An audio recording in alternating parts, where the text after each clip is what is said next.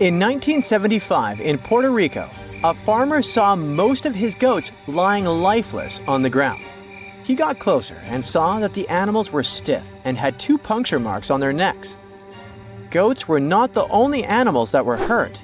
Many pigs, cows, and geese lost their lives too. They all had the same distinctive bite marks on their necks, and all had been drained of their vital fluids. The locals immediately jumped to conclusions and blamed dogs, and the authorities didn't bother to do a better investigation and just said dogs had done it without looking for any proof. A couple of days later, though, many more animals were found deceased. Among them was a cow that had literally been opened, and it had a lot of scratches on its head. The farmer next door reported that his chickens had been destroyed by something. In just a few weeks, the creature took the lives of 90 farm animals. After some time, another farmer said that 10 of his goats had been drained, 7 had been hurt, and 11 were missing. This time, the authorities didn't waste any time and started the monster hunt, but they had no luck finding the culprit. The incident was all over the local newspaper, and the beast was named the Vampire of Mocha. The incident caught the attention of the Agricultural Commission, and scientist Juan Rivera was tasked to solve this otherworldly mystery. His first suspect was a Puerto Rican boa. This non-venomous snake can grow to be a little over 6 feet. Still, its diet consists of only small prey. It's also very shy of humans and other animals. It avoids bigger creatures at all costs. You're more likely to see fish climbing trees than this boa taking down a whole cow. Near the crime scene, a large cave was discovered, and we all know that weird creatures like living in dark, cold caves. In the cave, they found some crazy-looking bats.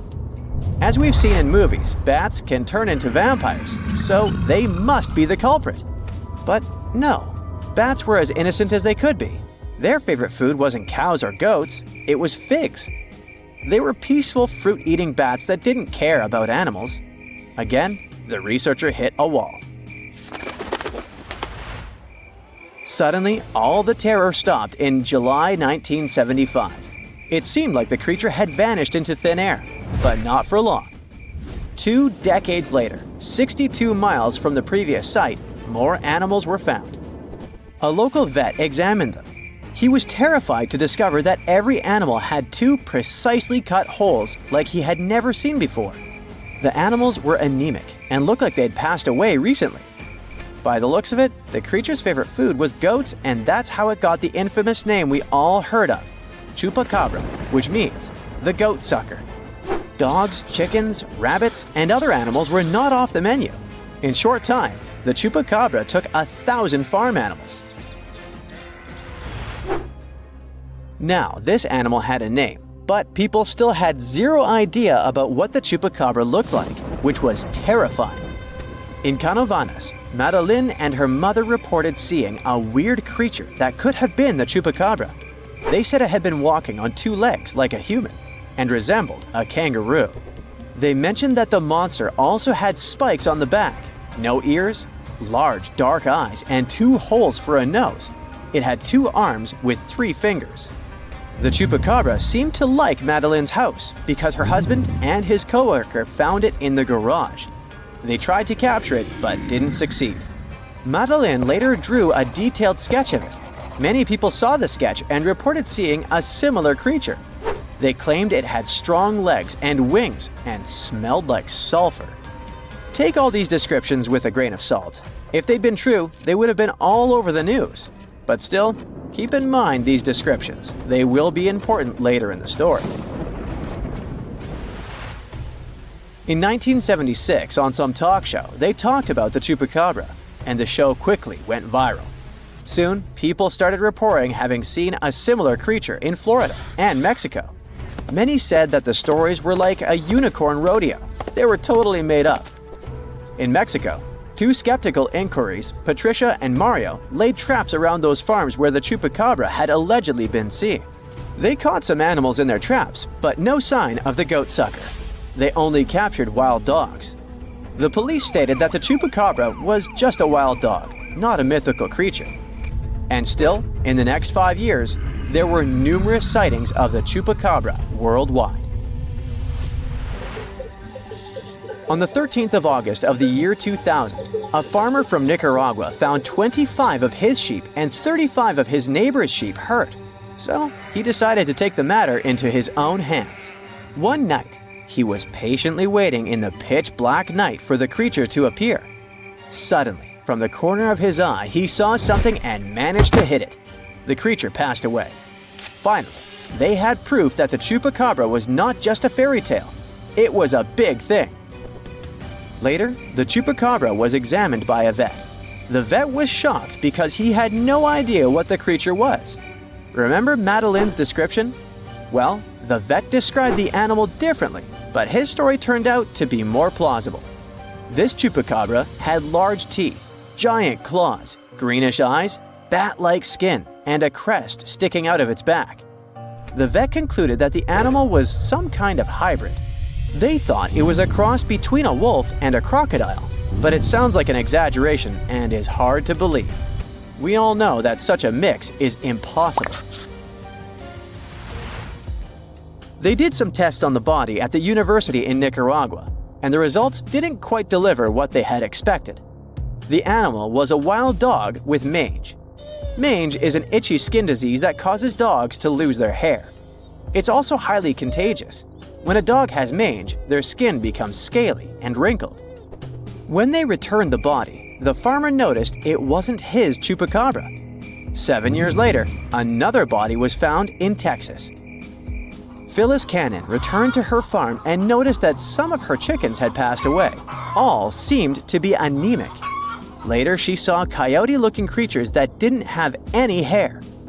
More of her animals were harmed, so she had to set up cameras on her farm. But unfortunately, like always, she didn't manage to record anything. Surprisingly, she got a call from a local farmer who had found the Chupacabra hit by a car. Later, another body was found much closer to her farm. She took some pictures of the animal, and soon, those images were all over the internet. Phyllis was curious and sent 5 DNA samples to 5 different universities. The results didn't match any animal in the archives. Researchers had no idea what it was, but it wasn't a dog. Phyllis still has one animal in her freezer and a taxidermied specimen in her house. There are many theories about the Chupacabra. Some claim that the animal is a genetically modified monkey that escaped the lab. Others state that it's some mysterious, otherworldly creature. The most consistent hypothesis is that the Chupacabra is a mix between a Mexican wolf and a coyote with mange. Now, do you remember that Phyllis said that she had sent samples to 5 universities and no match had been found? Well, it turned out she hadn't been telling the truth. At one university, they found that the animal was a mix between a coyote and a Mexican wolf and that it had mange. Animals with mange are weak and will likely try to hunt farm animals to survive. People, when they see something they don't know, tend to exaggerate, which is why all witnesses describe the animal differently. In the late 17th and early 18th centuries, Europe was infested by vampires. The situation got so wild that authorities stepped in, and even military officers investigated these creepy cases. And their conclusion was clear. Yep, vampires are definitely real. Now, we're talking about a long time before Dracula showed up in books and movies. Back then, people genuinely believed those who had passed could rise and drain the living of their blood. Tragically, their victims would not survive the encounter. But vampires didn't stay at rest. Instead, they continued walking, interacting among the living and infesting villages. These beliefs spread rapidly, causing panic across regions. It all kicked off in Eastern Europe, specifically Serbia. Villagers started panicking after mysterious passings occurred one after another. Take the story of Petar Blagojevic, a Serbian peasant who passed in 1725. Shortly after his burial, villagers claimed that Petar returned, knocking on doors and asking for shoes or food. Sounds harmless, right? Well, not really. Within days, those villagers began mysteriously passing away too. 9 people perished in total. Everyone freaked out, insisting Petar was responsible, as if he managed somehow to come back from the grave at night to feast on the living. Eventually, authorities dug up Petar's body to see what was going on. They wanted to check if there were any signs that he was still alive. So they looked closely at his hair, beard, and nails to see if they had grown. And they actually had.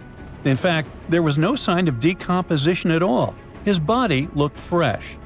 Then they found something even weirder. There was some blood around his mouth. And that was enough for people to say, "See, he's definitely a vampire." Then came Arnold Paoli, arguably the most infamous vampire of them all. He was a soldier who lost his life after falling off a hay wagon and breaking his neck. But there was something strange about it. Before that tragic event, Paoli claimed he had been bitten by a vampire once. Luckily, he said he cured himself by eating soil from the vampire's grave and smearing himself with its blood. Sorry, not exactly dinner table talk, eh? But hey, if he was cured, no one had anything to worry about after he was gone, right? Well, not exactly. Within a month after Paoli was buried, 4 people said they were being tormented by him. And not long after that, they were gone too. 10 days after Paoli was buried, the villagers dug him up, just to be sure everything was, well, normal. And this is where things got eerie. His body hadn't decomposed. His hair, nails, and beard had all grown longer, and fresh blood was dripping from his mouth. Remind you of someone? Yep, our guy Peter. But in Paoli's case, it was more disturbing. The blood wasn't just coming from his mouth. It was pouring from his eyes, nose, and ears. His shirt, his coffin, everything was completely soaked in red. Now terrified, the villagers drove a stake through his heart and burned his body. Oh, and they also dug up the 4 people they believe he had targeted just to be safe. They went through the same process with them just to make sure none of them would return as vampires. Hey, who knows? But their vampire nightmare didn't stop there. A few years later, in the winter of 1731, a new epidemic occurred. 13 people passed within several weeks. Eventually, even local authorities stepped in, sending official investigators to calm things down. Their reports, incredibly, concluded that the vampire attacks were real, at least according to witnesses. That official validation changed everything. They kicked off a wave of vampire hysteria all across Europe. But why was everyone so quick to believe those who had passed away were coming back? One big reason was how little people understood health problems at the time. Bodies that appeared fresh or swollen after burial, blood around mouths, or even fingernails and hair seemingly growing, these natural post-mortem changes were mistaken for supernatural signs. Another thing villagers misunderstood was decomposition itself. Natural gases cause bodies to bloat, making them look as if they had recently been active. This terrifying image reinforced local beliefs that these people weren't at rest, but instead returning to cause harm. Plus, under certain circumstances, the decomposition process can be delayed for a long time. One reason this can happen is because of something called saponification. This is a natural process that happens when a body is buried in a cold and damp place, exactly like in some parts of Eastern Europe. In this kind of environment, the fat in the body can turn into a waxy soap-like substance. This wax covers the body and helps stop it from rotting. Okay, but how to explain the nails and hair growing? It's more like an optical illusion, not real growth. Now what happens is that the skin dries out and pulls back a little. When the skin shrinks like that, it makes things like stubble on the chin or fingernails look longer than they were before. But that's not the case. And what about the blood? Well, it turns out science has an explanation for that too. How long blood stays liquid after someone passes depends a lot on the surrounding temperature. In colder places, it can stay fluid for days. So if a body was dug up, there's a good chance they'd still find liquid blood in the veins. It might have looked strange, even scary, but it was just the cold doing its thing and slowing everything down. Medical researchers today believe that many so-called vampire symptoms match up with conditions like rabies. Back then, most people in these communities kept animals around, and villages were usually near forests full of wildlife. And there's still no truly effective cure for rabies. This condition can cause things like insomnia, aggression, biting, and even a fear of water, which lines up closely with the way vampires were described. So it turns out all these supposed supernatural events had logical explanations. Today, we might make fun or roll our eyes at the idea of real vampires roaming around Eastern Europe. But back then, those fears were taken very seriously. Whole communities were thrown into panic. There are plenty of documented cases where families dug up their loved ones and removed their hearts, all because they believed the person was a vampire behind the strange things happening to the rest of the family. And newspapers across the continent picked up these stories, spreading the fear far beyond where it all started. What's wild is that stories about blood-sucking creatures didn't just show up in Europe. Similar myths popped up across different continents and time periods. In the Philippines, for example, there is the Manananggal, a flying creature that splits in half. In Chile, they've got the Peyote, a shape-shifting being that drains blood. And in Australia, some indigenous tribes told stories of the Yaramayahu, a little red creature that drops out of trees and drinks your blood with suckers on the ends of its hands and feet. How cute. Well, back in Europe, the hysteria faded by the late 18th century, thanks to growing medical knowledge. But as you know, the legend never really went away. It just shifted into literature and gave rise to famous characters like Dracula.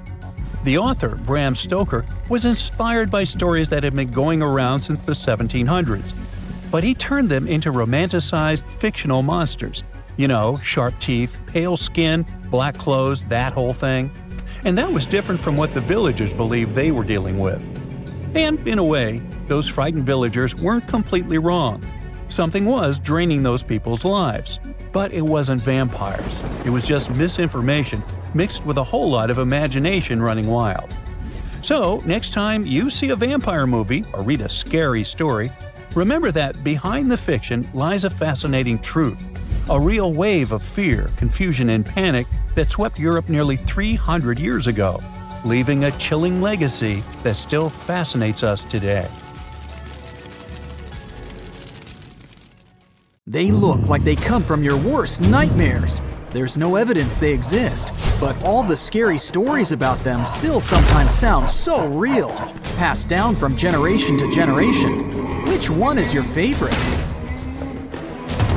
The first creature that probably comes to your mind is Bigfoot, a giant creature that reminds you of an ape and allegedly leaves extremely large footprints and other traces that make people in the area of the Pacific Northwest wonder if it's really there. It's so popular, other similar beasts got their own legends too. Like the Mogollon Monster, something people also call the Arizona Bigfoot. Reported along the Mogollon Rim, this mysterious creature is 7 feet tall and has big red eyes. Stories say its body is covered with long reddish-brown or black hair, besides its face, chest, feet, and hands. It mimics coyotes, birds, and other wildlife, emitting strange whistle sounds at the same time. The creature tends to explore campsites when it gets dark. It builds nests out of twigs, pine needles, and leaves.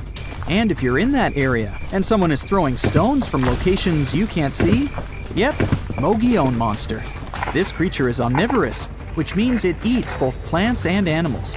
And it prefers to wander at night, lurking for innocent prey lost in the woods. Urayuli, a 10-foot mythical creature people say hides in the southwestern woodland parts of Alaska. It's a hulking giant beast, known for its extremely long limbs. Legends say their lanky arms are so long, they reach their ankles. The creature is covered in a thick coat of hair. The only thing you can see on its face, not covered in the hair, is the creature's eerily luminescent eyes. The legend says Urayuli use their glowing eyes to hypnotize their prey. But not us, since stories say they prefer to catch deer. And they're known to be kind towards humans.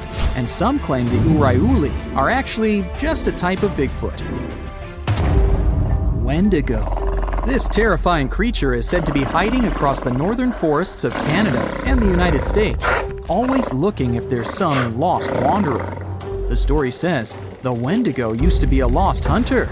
The freezing winters transformed him into a fierce 15-foot-tall beast with desiccated skin tightly pulled over its large, pointy bones.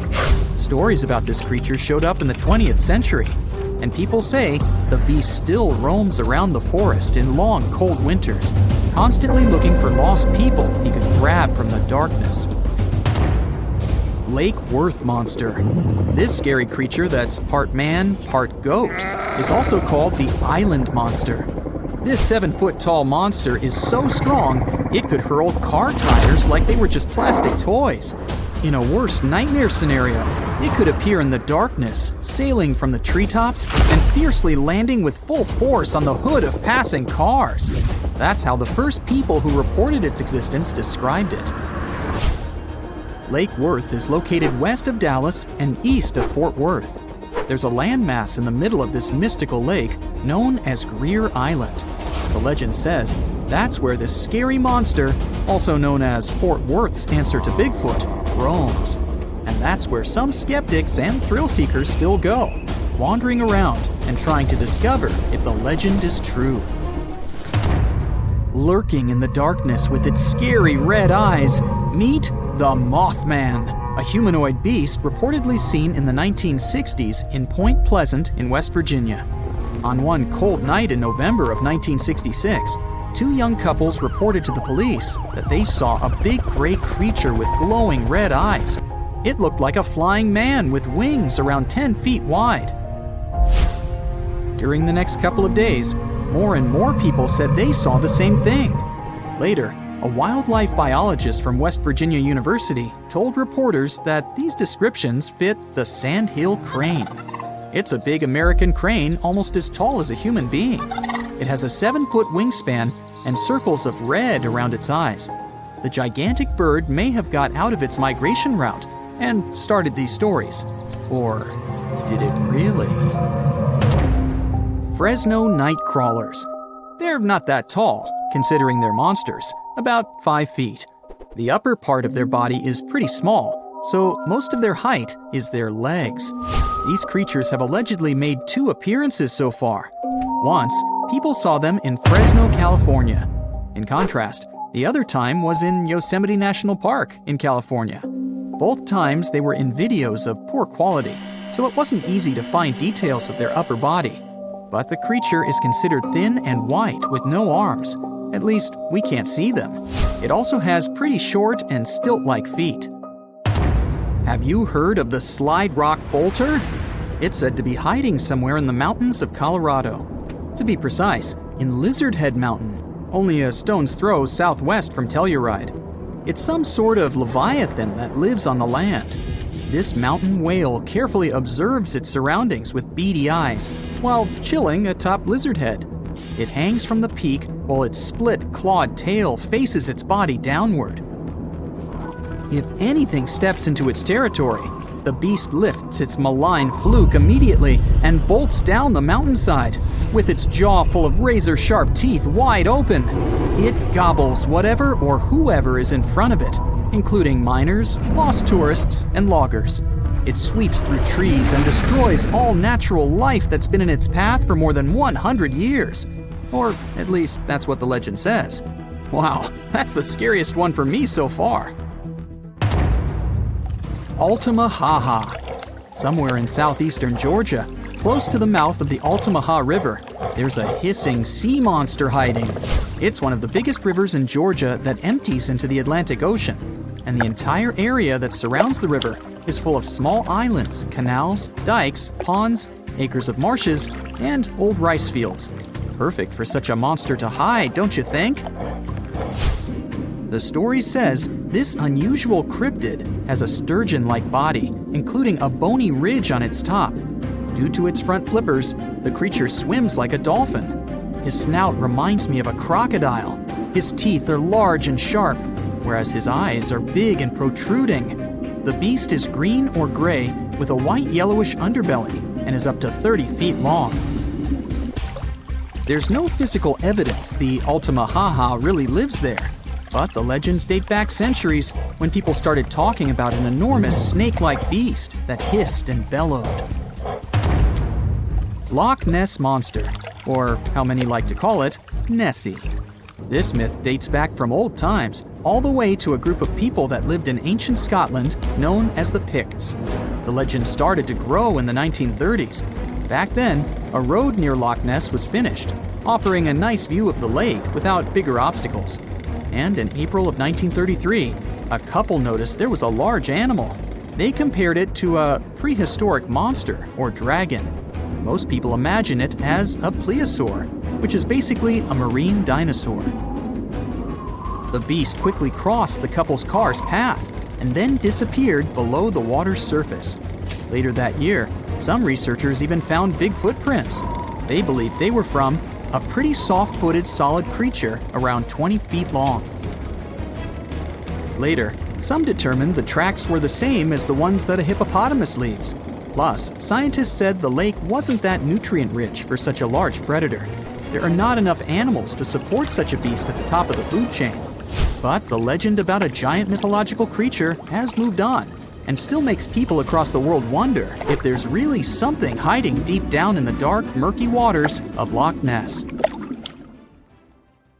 In the middle of a dense, foggy forest, you spot glowing red eyes. Suddenly, a strange clicking sound breaks the silence. It's not just in your head. Stretching over 2,000 miles from Newfoundland to central Alabama, the Appalachian Mountains hide terrifying creatures like Bigfoot and the Wampus Cat.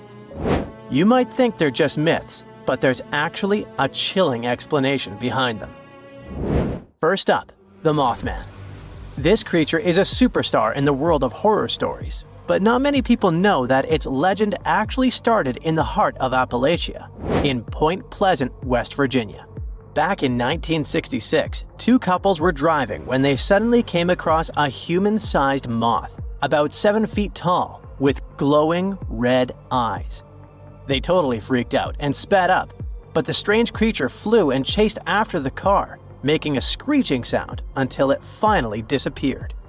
After this encounter, the group told the police that the creature looked like a tall, muscular man with huge, white wings, but they couldn't see its face because of the hypnotic effect of its eyes. Since then, the Mothman has become a famous urban legend. People swear they've seen similar creatures in other parts of the US, like Chicago and Gallipolis, Ohio. Theories about what people saw range from a balloon with a flashlight tied to it to extraterrestrial beings visiting Earth. But it's also possible that it was just a bird, more specifically, a barred owl. People probably mistook a bird for this creature because the barred owl looks eerie in the dark. It has spooky eyes and makes creepy clicking sounds. Still, these birds aren't huge, so it's strange how they've been mistaken for such a scary monster. Wait, what did people actually see then? The second strange beings are known as the Moon-Eyed People. This was a group of bearded, flat-faced, pale people with big blue eyes who supposedly lived all across Appalachia. Why did I say supposedly? Well, because no one could ever prove they actually existed. The stories about them were part of the Cherokee folklore, so we don't really know how reliable the information is.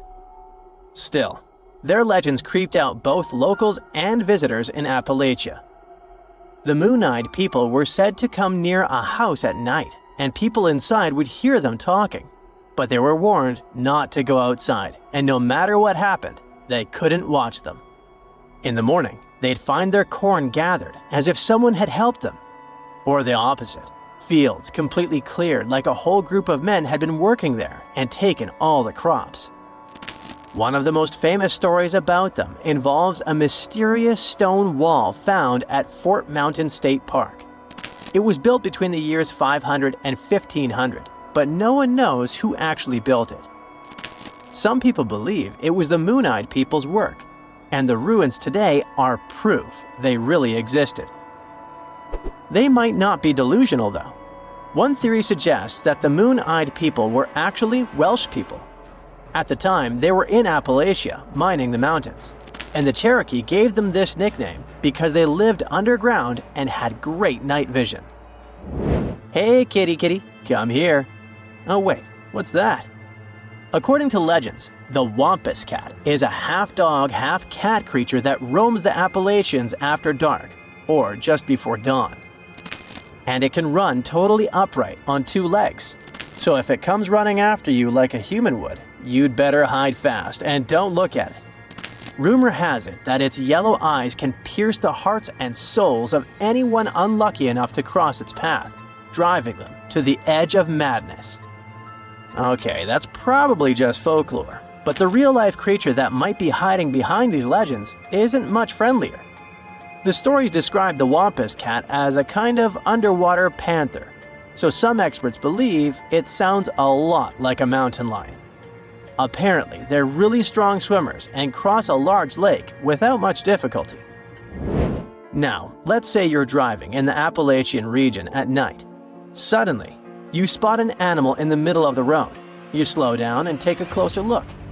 It looks like a deer, but there's something off. Its eyes are too close together, its head is misshapen, its neck is too long, and its legs move in unnatural ways, almost like a puppet on strings. Oh, and even if you honk, this creature won't move. It's definitely not afraid of you. This is the not deer. Although some people have reported sightings as far away as Texas and even Norway, it's definitely an Appalachian myth. One young woman said she was hiking when she spotted a doe. Suddenly, the animal looked right at her, and she noticed that all of its knees were bent backwards. Any direction a deer's knee is supposed to go, the deer's knees did not. Oh my. Anyway, the internet is flooded with people talking about the not deer and its creepy behavior. But the thing is, we can't find a single photo or video that proves it actually exists. So what could it be? One explanation points to sick animals. There's a neurological condition known as CWD that affects different deer species like elk, moose, and even reindeer. It causes the brains of infected animals to degenerate, leading to loss of body functions and abnormal behavior. Since the symptoms match what some people describe as not deer behavior, it makes sense to think this condition could be behind the strange sightings. The last creature on our list, the one and only Bigfoot. You know, that large, hairy, human-like creature that walks upright and roams the dense forest in the US. In the Appalachian Mountains, there have been Bigfoot sightings from the Adirondacks in New York all the way down to the Blue Ridge Mountains in North Georgia. This bizarre figure has haunted our imagination for decades, but scientists believe it could actually be a humble black bear in disguise. It turns out the American black bear is found in many of the same areas where people claim to have spotted Bigfoot. Studies show that for every 1,000 increase in the bear population, there was a 4% increase in Bigfoot sightings. And there are 2 main reasons why the American black bear could be the perfect imposter. The first reason, they're big. Adult males can weigh up to 660 pounds and grow up to 6 feet long. The second reason, while we think they primarily walk on 4 legs, they are perfectly capable of standing upright.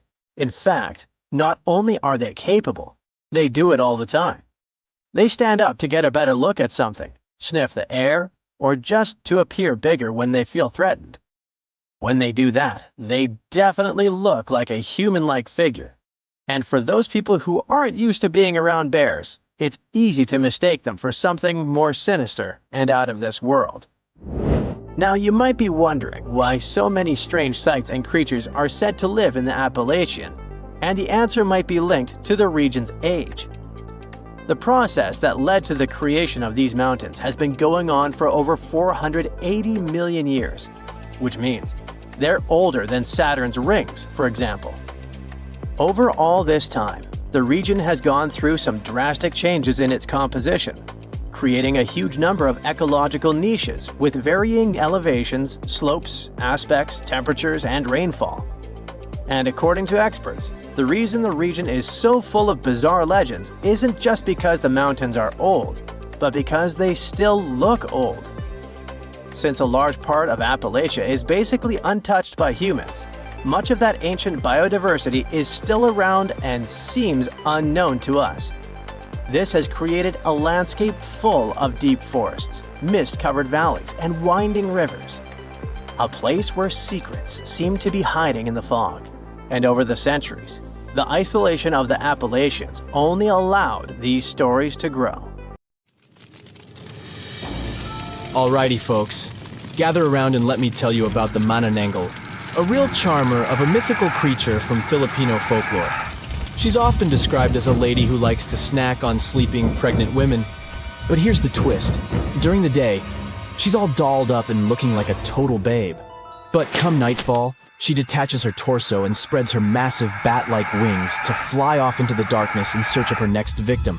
And she doesn't just stop at pregnant ladies. Nope. Sometimes she'll use her good looks to lead astray men and take them to her secret hiding spot where she'll feast on their heart, intestines, and other internal organs all night long. Yikes. If you're ever faced with a Manananggal and want to stop her from reattaching her body before sunrise, just sprinkle some salt, ash, or crushed garlic on the remaining half of her body. Easy peasy, right? So keep an eye out for this winged wonder and don't forget the garlic! Okay, so check this out. In German folklore, there's this crazy creature called an owl. Basically, it's like a vampire, mixed with an incubus. And it wears this dope hat called a Tarncap that gives it all kinds of powers.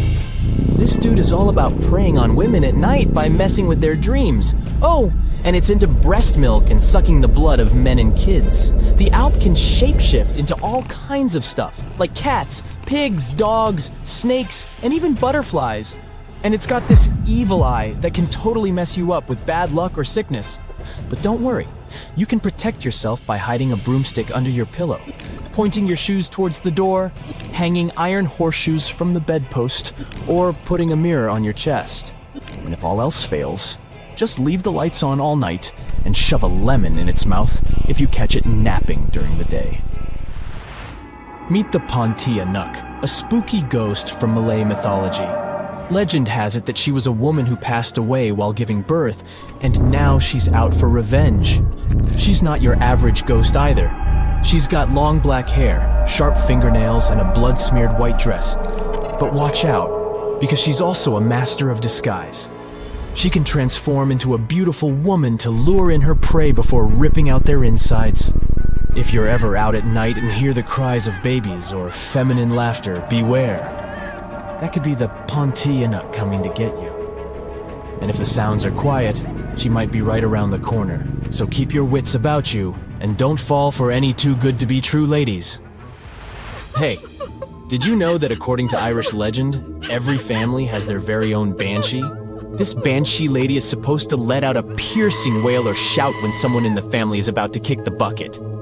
Talk about a not-so-subtle warning, but don't let her eerie cry trick you. This banshee lady is said to be drop-dead gorgeous with long flowing locks and crimson eyes from all her crying. She's also known for wearing a gray shawl over her green threads. Fashionable and spooky? We're into it. Some people even say that this banshee can transform into a sweet-singing young lady who foretells the doom of the family. Yikes. And if that's not enough to give you goosebumps, she's also been spotted hunched over in the woods, crying her eyes out at night. Sounds like a real party animal, doesn't she? So next time you hear a blood-curdling scream in the middle of the night, just remember, it might just be your friendly neighborhood banshee giving you a heads up. Now let me tell you about the Kalupiluit. These creatures are like the boogeyman of the Arctic. They live near the ice floes and are known for snatching up kids who get too close to the water. But don't worry, it's just a myth to keep children safe. Now, the appearance of these critters varies from story to story, but they all have some things in common. They've got slimy green skin, long hair, and long fingernails. Their hands are webbed like a fish, and they wear these fancy parkas made out of eider duck feathers. Oh, and watch out for their flippers. One of them can emit a sound that'll paralyze you. But don't fret, you can outsmart them. Some clever Inuit hunters figured out that if they asked the Kalupiluit to shapeshift into a seal or whale, they could easily finish it and bring home a tasty catch. Yum! Some stories say that these creatures use kidnapped children to keep their hair looking fabulous. Talk about dedication to hair care. Others say that the kids are just devoured or used to fuel the Kalapilowit's youth. But here's a wild tale for you. There was once a grandma who couldn't feed her grandson, so she called upon a Kalapilowit to take him away. The tribe eventually got back on their feet, and a young couple went to rescue the boy. They found him tethered to seaweed by the Kalapilowit, but every time they got close, she'd drag him back underwater. They ended up waiting until sunrise to cut him loose. Yeah, the Kalapilowit may be spooky, but they're just looking out for the kiddos. And who knows? Maybe they'll give you some hair care tips if you're lucky enough to meet one. Let me present to you the scariest horse-like monster in all of Scotland, the Nucklavi, or Nuckalavi. This bad boy has a skinless body, a head 10 times bigger than a human's, and a breath so poisonous it can destroy animals and crops. So, it's got wicked powers that can cause chaos all over the islands. But fear not, because there's an old spirit known as the Sea Myther who can control this terrifying beast during the summer months. The Nucklavi has roots in Norse and Orcadian folklore, and was first documented by the mysterious Joe Ben using some fancy Latin manuscripts back in the 16th century. Ernest Marwick, an Orcadian writer and folklorist, thinks that this evil sea creature is similar to the Norwegian Nok, the Nuggle of the Shetland, and the shape-shifting Kelpie or water Kelpie. So, if you're ever out and about in Scotland and come across this scary guy, just remember, call on the Sea Myther and run for your life. This dude is South African Tokolosha. It may look like a gremlin, but trust me, it's way more mischievous.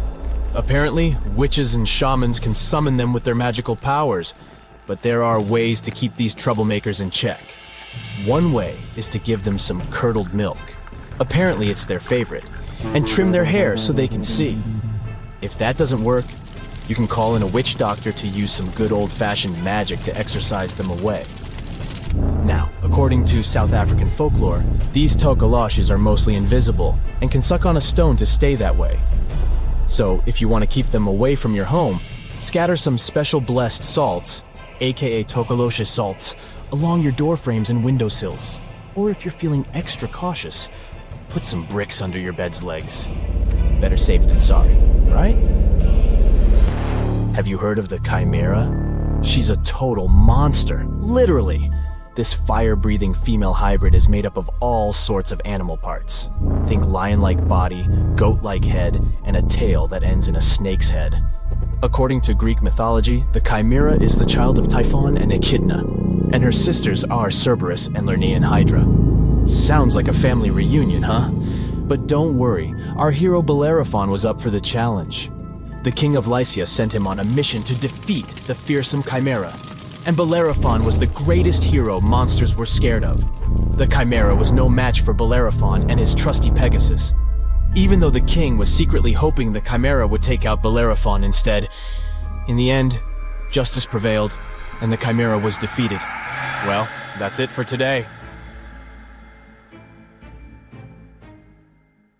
For some of us, the word Bunny Man may sound like a cute and cuddly character from a book. But for some people from Northern Virginia, it's the source of a terrifying urban legend. The story goes that if you go near a certain bridge in Clifton on a certain night of the year, you could meet your doom at the hands of the Bunny Man. Unless you whack him upside the head with a big carrot, maybe. Anyway, one story behind this urban piece of folklore starts with a man named Douglas Griffin. It's said that he had been admitted to an asylum, but managed to escape back in 1904. The bus that was transporting him and some of his fellow patients had an accident. Most of the patients were found after the crash, apart from him. It was as if he'd vanished into thin air. Weeks later, strange clues started appearing in the woods. Now, if you're traveling through Italy, Spain, or even parts of Asia, seeing a rabbit dish on the menu isn't something unheard of. But if you see clues that a man is munching on bunnies on a field in Northern Virginia, now that's a bit creepy. Obviously, rumors started to spread that Douglas had this unusual diet because he needed to survive alone in the wild. Then the story got even more terrifying, as it went on to say that on the night of October 31st, of course, Douglas also began hurting people. Now don't get too freaked out just yet. The truth is, there was never actually an asylum in Clifton, and the story about Douglas Griffin may just be made up by locals. But that doesn't stop people from believing in the Bunny Man, and it's become a popular tale that's even inspired its own movie franchise. One guy who tried to get to the bottom of the Bunny Man legend is an archivist for Fairfax County. He discovered that at the root of this legend was actually a couple who had a terrifying encounter with a man who threw something at their car. Not very interesting so far, sure, but he was supposedly dressed in white or light-colored clothing. He may also or may not have some sort of object on his head too. Did it look like bunny ears? We'll never know, but from there on, the story took on a life of its own, with people swapping stories about a man in a bunny suit chasing them through the woods. To this day, some refuse to believe that the Bunny Man legend isn't true and think that local authorities are trying to cover something up. Obviously, there's no real evidence to support their claim. Regardless of whether or not the Bunny Man was real, don't you just love a good urban legend? Especially the ones that truly make you wonder if they could actually be true. Luckily for us, we live in the age of unlimited information and have access to some great resources. It gives us the opportunity to finally put some of these legends to the test. First up, the question on everyone's mind: can a rat really crawl up a toilet? Drumroll, please. And the answer is yes. I mean, sure, rats can make cute and cuddly pets, but the idea of them using your toilet as their personal swimming pool is not so adorable. One video posted online explains the whole process in a creepy yet fascinating way.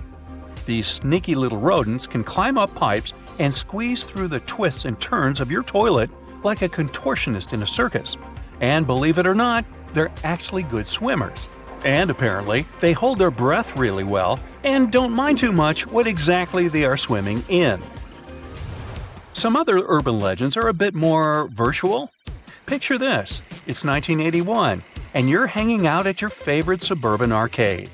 You've been playing for hours, but there's one game that's got you hooked: Polybius. It's got a surreal digital glow that bounces off the faces of all who are playing it. You can't stop playing, and neither can anyone else. Soon enough, things start to get weird. Players start feeling nauseous, stressed, and having horrific nightmares. The game is serviced more often than other games, with men in black suits opening the machine every week to record its data. But they don't seem interested in its coins. Soon after Polybius appears, the mystery arcade game vanishes without warning, taken by the same men in black suits, leaving no record of its existence. Now that's the main story at least, and it's one of the biggest unsolved mysteries in the gaming world. Like all good stories, it's kept alive by its fans. But here's the thing: most people don't think the game ever existed. The legend of Polybius is full of conflicting details. No one even has a copy of the original game file, so no one can agree on what the game was actually like. Was it a puzzle game? What kind of graphics did it use? But there's one thing everyone seems to agree upon: it was disorienting and confusing. In it, colorful geometric shapes bend and fold from a central portal like some sort of digital hypnosis. According to legend, the intense combination of vector and raster graphics in Polybius made the mind susceptible to concealed messages from authorities. While the details of the game are ambiguous, its story does have some roots in real events. Back in the 80s, some say there was a game called Tempest that made some players feel a little queasy. Okay, maybe queasy is an understatement. Apparently, it caused uncontrollable movements and motion sickness in players. Talk about a wild ride. Even the subliminal video game connection is real. Some official agencies do use video games to train their personnel. Combine all of that with the short-lived 1985 game Polyplay, an 8-game arcade cabinet that was recalled, possibly for copyright reasons, and you have a pretty solid foundation for a massive fraud. Oops, urban legend. If you think about it, even the name Polybius itself could have been a misunderstood version of Polyplay. I think I would file this under horsepucky. Now let's travel to Europe for a bit of this next might be a real urban legend. The mystery figure that roamed a local forest in Switzerland was the source of a really intriguing story. For a whole decade, People were talking about this person who wore a gas mask and camouflage attire while walking around. Despite numerous eyewitness accounts, no one could confirm the existence of this creepy character, making him a legend in the eyes of many. They even gave him a cool name, Le Loyon. The plot thickens though. In 2013, someone finally captured a photo of Le Lion, proving that he was indeed real. Later, his gas mask and coat were found in the woods, along with a note that suggested he was harmless and just couldn't take being seen as a monster anymore. Did he disappear? Did he move on to another forest? Did he go undercover as a friendly clown? We may never know, but one thing's for sure. Le Lion will always be remembered as the spirit who roamed the Swiss forest for a decade, and we can't help but wonder what his story truly is. Now, you've seen the movies, read the books, or at least heard about the name Tarzan. Well, it turns out he might not actually be just a figment of someone's imagination. A possible real-life Tarzan might have indeed existed at one point. And get this, it could be the 14th Earl of Streatham, William Charles Milden. This man's survival tale sounds way too familiar to Tarzan's. Both came from English noble families and were shipwrecked in Africa. Milden's ship was destroyed during a 3-day storm, and he claimed he survived by clinging to a piece of wreckage. He washed ashore and started to pal around with a group of apes. He remembered saying of that time in his life, "For some strange reason, I was not afraid of these strange creatures. They were hideous to look upon, but seemed gentle and harmless." He became so close with the apes that they provided him with food, and he even built himself a tree house. He was really strong and flexible for his age, but unlike his cartoon counterpart, never became the leader of the animals. Unlike Tarzan, he didn't speak to the apes, but did figure out some form of communication. He's known as a creature of pure terror, a monster that inspires fear in all who gaze upon him. His name is Bigfoot. This hulking beast was said to have shaggy fur covering his massive frame. His eyes were glowing, fiery orbs of orange and red, and his teeth were sharp and jagged like knives. His massive hands had long, sharp claws that seemed to glow with weird energy. His most famous feature? His feet. Massive and heavy, with thick, sturdy toes that seemed to be able to crush anything in their path. Whenever he moved, the ground trembled beneath his weight, and his growls sounded like a volcano was just about to erupt. Sure, we've all heard the stories and seen the movies, but did Bigfoot really exist? Is he still out there, just waiting for people to notice him? Let's look at some of the information we do know for sure. Bigfoot became well known back in 1958 when a man from California named Ray Wallace claimed to have found large footprints near his work area. For years, his kids believed the whole thing was just a prank pulled by their father. People have reported finding many more footprints and a few handprints that were similar, but some of them were left by bears, others were fake, and many others can't be explained to this day. But the legend of Bigfoot predates this event. In 1955, a man named William Rowe said he saw a creature that looked partly human and partly animal while hiking on Mica Mountain in British Columbia. He later signed a document stating that the creature was about 6 feet tall, had brown silver-tipped hair, and had thick arms, broad feet, and breasts. Then there's the story of Albert Ostman, who claimed in 1924 that while he was camping alone near Toba Inlet in British Columbia, he was taken by a Bigfoot and held captive by the Bigfoot's family for a week. The man eventually escaped when the Bigfoot, father of the family, became sick after eating some of Ostman's belongings. There are no other Bigfoot memorabilia like the 1967 video called the Patterson-Gimlin film. Some people think it shows Bigfoot, but most scientists think it was just a person in a costume. The film is still often used by people who believe in Bigfoot as evidence that it's real. There are even scientists who think the film might not be fake. It's become more believable over time because of new scientific discoveries about how our ancestors walked. This opinion is based on the discovery of Lucy. a 3.2 million year old human ancestor that walked on two legs, which proves that our early ancestors were similar to apes and could walk like humans, just like Bigfoot. There's also a video on YouTube of Bigfoot in Provo Canyon, Utah that's very popular. The video shows a big black animal in the trees, possibly eating or looking for food. As the camera zooms in to get a closer look, the creature stands up on two legs like a person. Obviously, the people filming it got extremely frightened and ran away at once. The video was posted in 2012 and has been watched more than 7.6 million times. The people who made the video were not really looking for Bigfoot.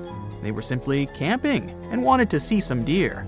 They initially thought that they saw a bear until the huge creature stood up and looked straight at them.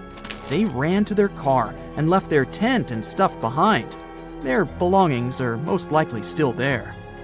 Skunk apes are said to be a species of Bigfoot-like creatures that people think live in swamps in the southern United States. In 2013, a video was posted on YouTube showing a potential skunk ape in a swamp in Mississippi. The creature in the video appears to be very strong and has short, broad shoulders, a small head, and long legs. Some believe the video is real, but others think it's a hoax because the camera often moves around quickly or the person filming runs away just when the creature is about to be seen clearly. This makes it hard for skeptics to believe in the existence of Bigfoot, and they've continuously asked for more evidence, like pieces of Bigfoot bones.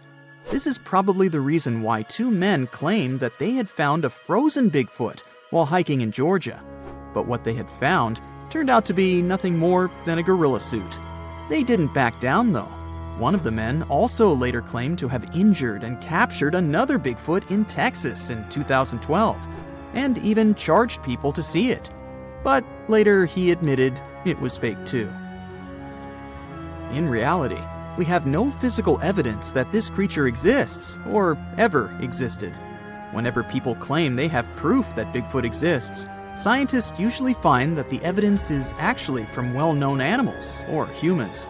For example, in 2014, a group of researchers examined 36 hares that were believed to belong to Bigfoot.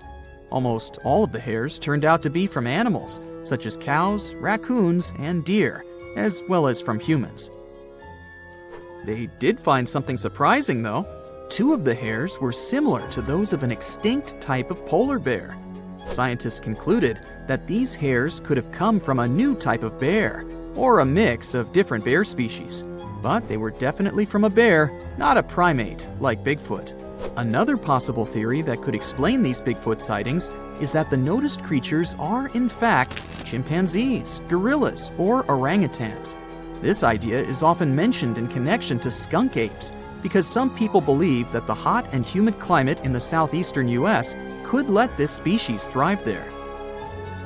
Sure, Bigfoot might be entirely made up, but it may not be on purpose. Our brain has a lot to do with it, too. All because of a little thing called pareidolia. This is the tendency to see patterns or familiar objects in random or ambiguous things, such as seeing faces in clouds or animals in inanimate objects.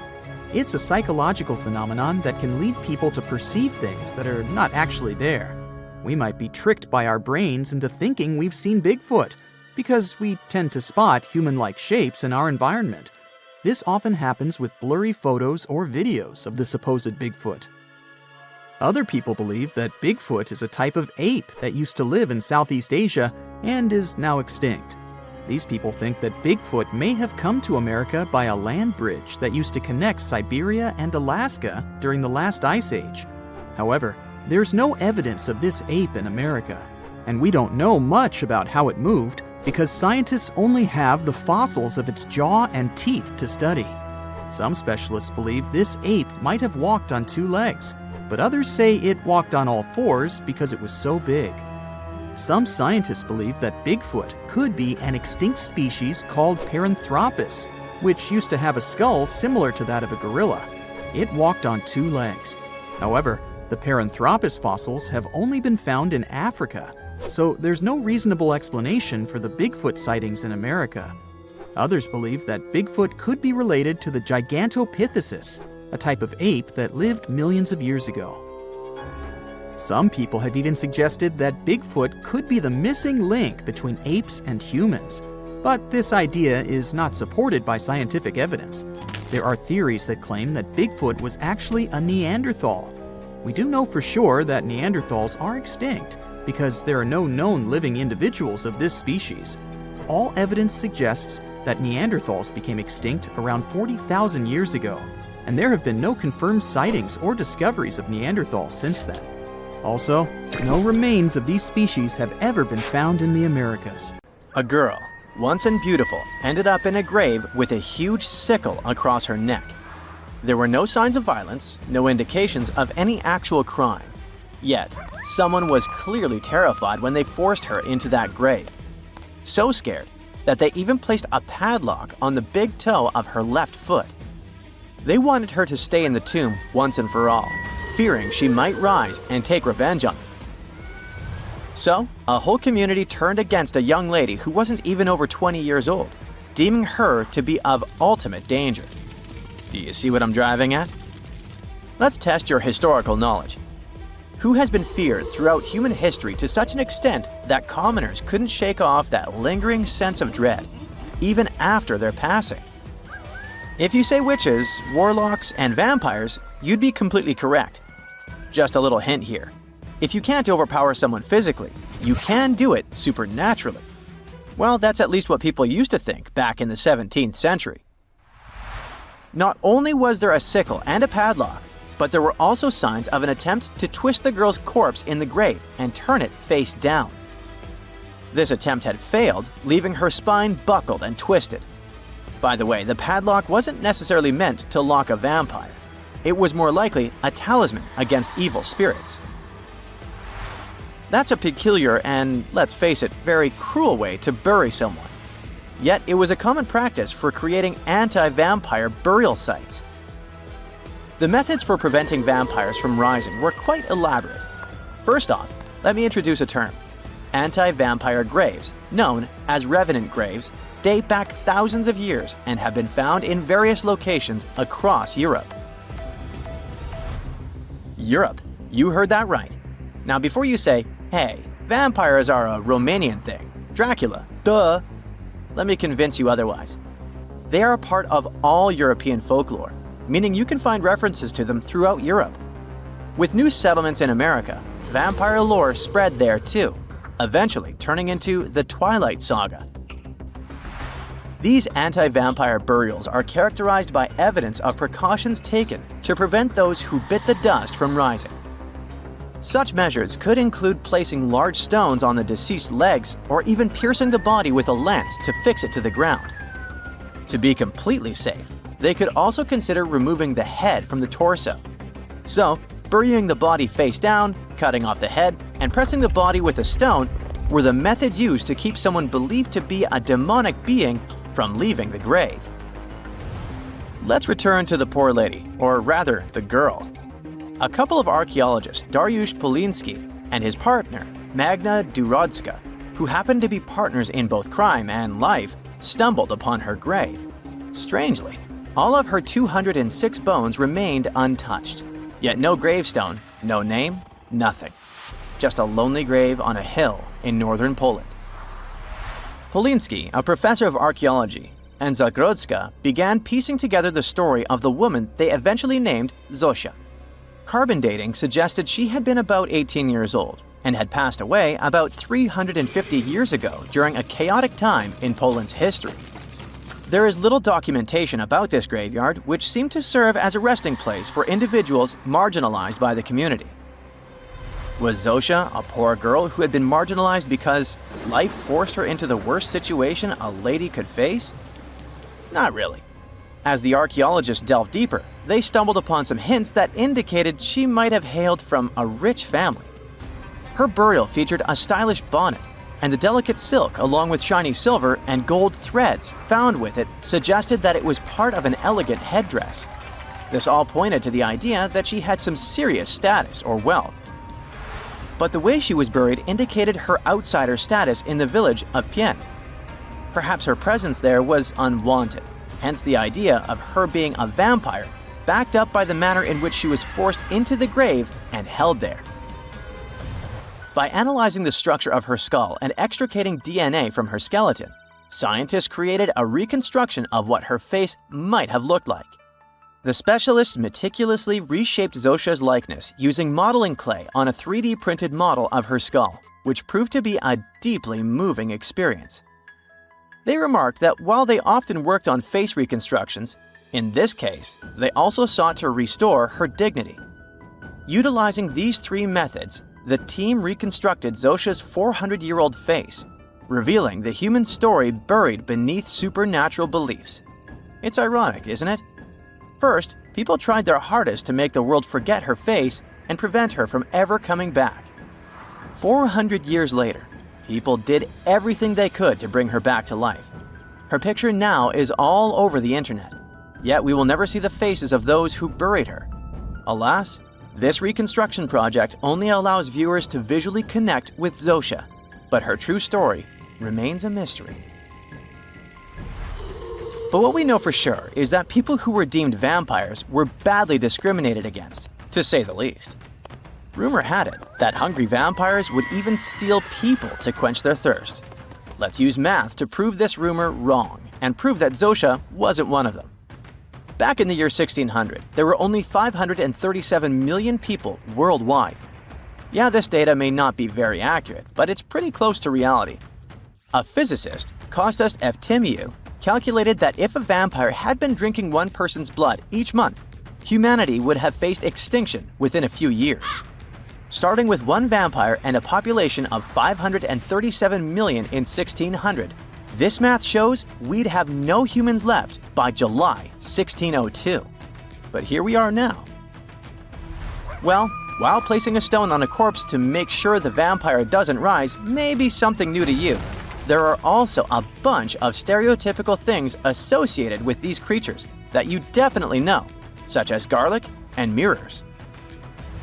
Funnily enough, even though it's all based on a bunch of superstitions, there's pretty good logic behind the garlic thing. You see, it contains a special compound called allicin, which is a powerful antibiotic. While people back then couldn't know what an antibiotic was, they noticed garlic was pretty effective against various conditions. Since they believed vampires were created by a particular blood condition, they also believed garlic could defeat a vampire. And there's more. There's actually a blood condition called porphyria, which makes people look like real vampires. Their skin is pale and their teeth get bigger as their gums shrink. And guess what? People who have porphyria cannot consume garlic, as it worsens their condition. Wow, that's a cool coincidence. The next superstition is a bit fresher, and it's about vampires avoiding mirrors. The first known reference to the mirrors comes from the book Dracula in 1897. But why wouldn't a vampire show a reflection? Simple. Before the plastic era we live in, mirrors were traditionally backed with silver. Silver was commonly believed to repel evil spirits, possibly because it has antimicrobial properties. Much like garlic, its healing properties may be what was supposed to scare off a vampire. Another reason why suspected vampires may have avoided mirrors is the changes to their appearance from conditions commonly confused with vampirism, like porphyria and rabies. People afflicted with these conditions may have avoided looking in mirrors for that reason, causing others to assume that vampires avoided mirrors. But if you ever met a vampire and these methods don't repel it, I have one more trick for you. Ask the potential vampire to count. It can be spilled grains, seeds, or even the holes in the fishing net if you happen to have one. Vampires are into math, so they'll stop to count, delaying them until sunrise. And we all know that vampires don't do well in sunlight. Ironically, it's Count Von Count, a vampire who teaches us how to count on Sesame Street. See this place on the map? Yeah, right there. It's estimated that around 100 people have vanished or lost their lives here. Why, you ask? Well, it seems they were all looking for this guy, Percy Fawcett. He was a British colonel, famous for his sharp blue eyes, perfectly groomed beard, and signature hat. He looked like a character from Pride and Prejudice, but live more like Indiana Jones. In fact, this character was inspired by Fawcett's story. But his disappearance in 1925 was more macabre than any movie plot. Colonel Fawcett was bold. Not the ask your neighbor's Wi-Fi password kind of bold. I'm talking full-on, I don't care that much about my life bold. He used to be a soldier in Sri Lanka and even did a secret spy gig in Morocco, but he needed more. So in 1906, Fawcett started exploring parts of Brazil and Bolivia where no one had dared to go before. His mission was to create secret, mind-blowing maps. Okay, that doesn't sound too risky, but trust me, it was. If you want to explore the world nowadays, you just open Google Earth and, well, that's it. No danger, no adrenaline, just maybe one or two creepy street view photos. Ew. But we're talking about the beginning of the 20th century, when satellites and this weird Google car didn't exist. Back then, if you wanted to fill in the world map, you actually had to explore the land on foot. So that's how Colonel Fawcett ended up in South America. And he became famous for his expeditions to map out the wild Amazon. He was the first guy to record the locations of waterfalls in that region, for example. But then he got obsessed. Blame it on lack of sleep or whatever sketchy Amazon jungle juice he was sipping, but suddenly he was like, I'll bet there's an ancient advanced city hidden somewhere around here. Spoiler alert, there wasn't. But he was hooked on that idea. Hanging out with native Indians for so long convinced him that large groups could totally thrive in the middle of a massive rainforest.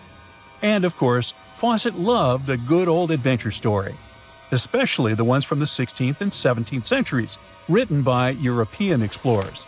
In those stories, adventurers claimed they had found huge settlements and fine roadways deep in the heart of Latin America.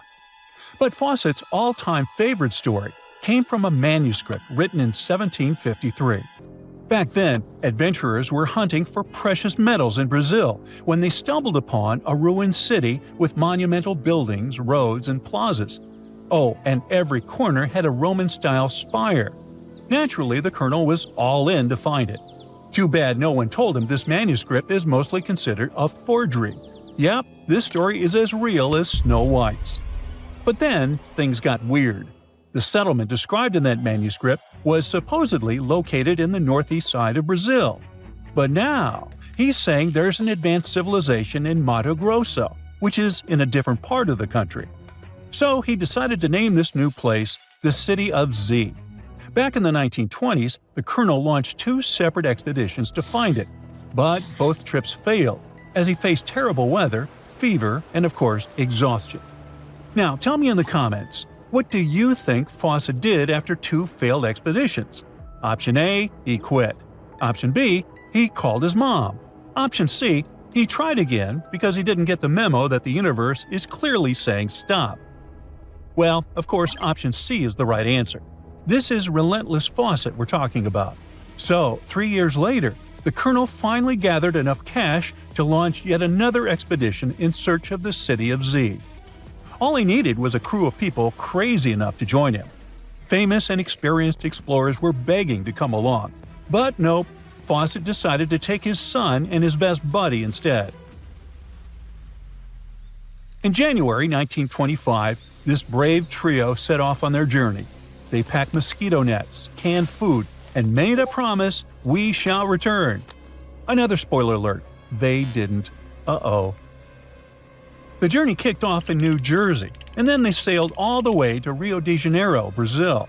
There, they stopped to grab some pack animals, like horses, and hired a couple of local guides. Now they were ready to head to the city of Cuiabá. Now keep in mind the distances in Brazil are crazy huge. So this little journey was like traveling from Miami to Chicago on foot. 3 months later, they finally ventured into the jungle for the first time. And that's when the fun really began. The crew faced piranha-infested rivers, an endless maze of thick trees, and the worst part, bugs.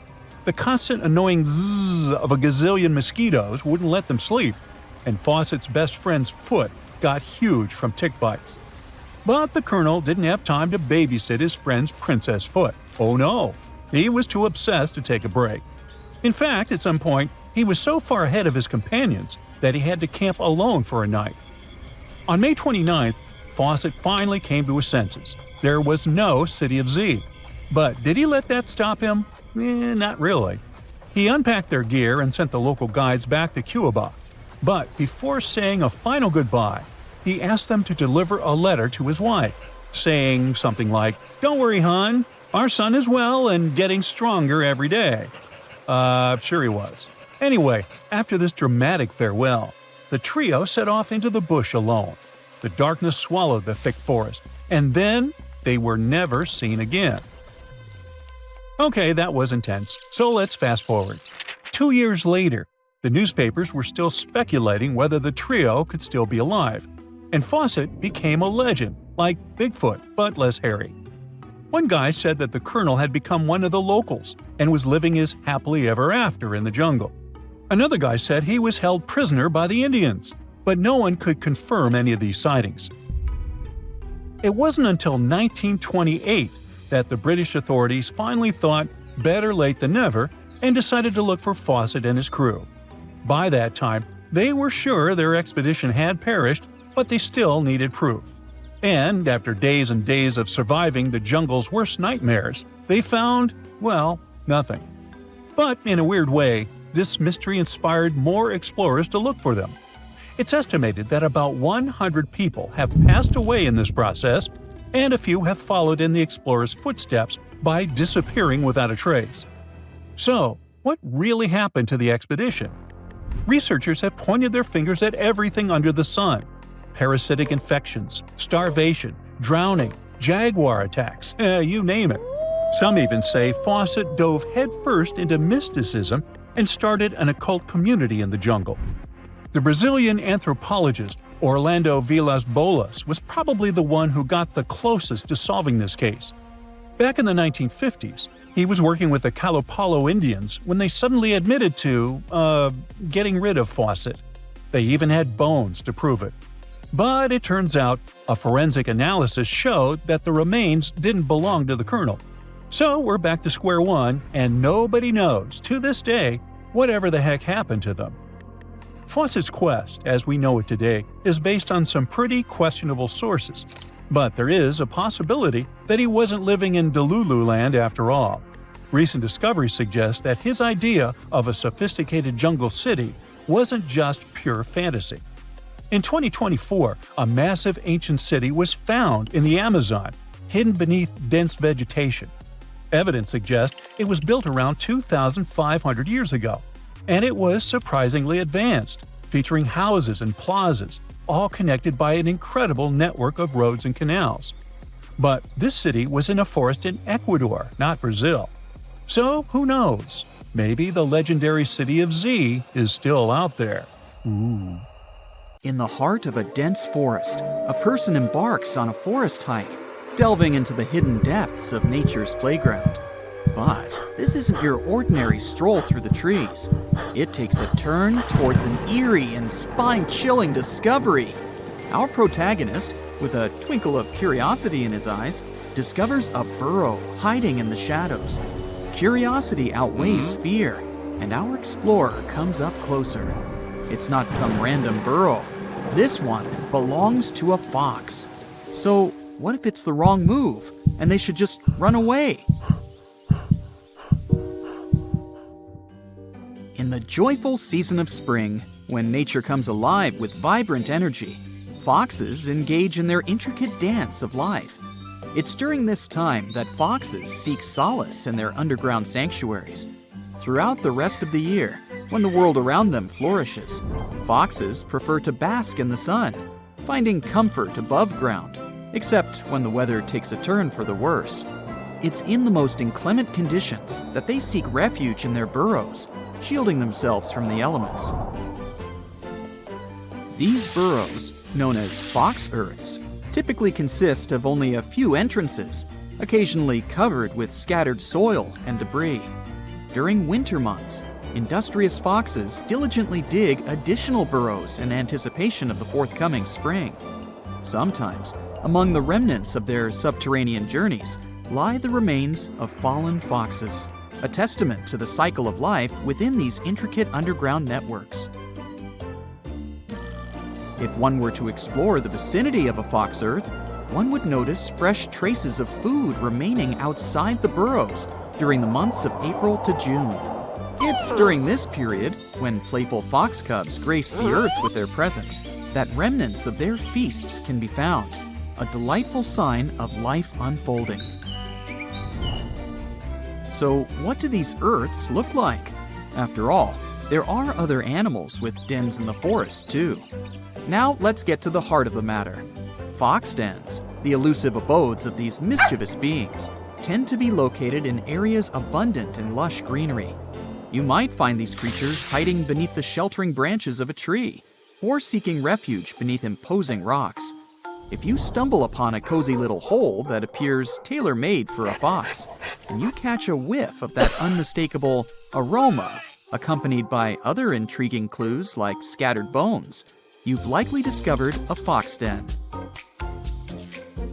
Alas, my curious friend, there's no foolproof recipe for where these sly foxes choose to build their dens.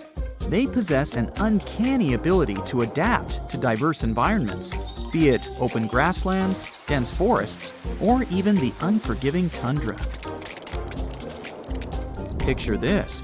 A fox's den consists of a minimum of 4 to 5 sections.